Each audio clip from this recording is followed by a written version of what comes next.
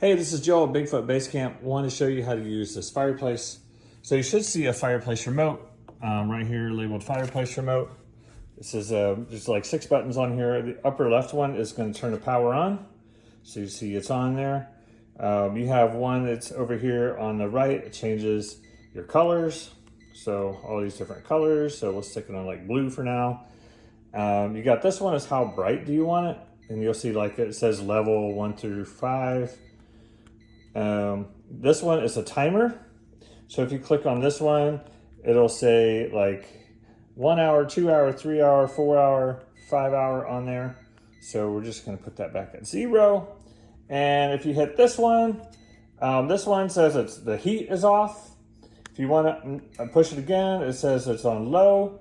You see it right here. It says low. Push it again, now it's on high. Push it again, now it's on off. And then you have this button here that just has the temperature. So right now, 72 is kind of what you're aiming for, that type of thing. All right, so to turn it off, you can either turn it off here, or if you want, you can reach and turn it off here, the power button. Oh, sorry, it's right there. There we go. All right, hey, have a good time. Bye.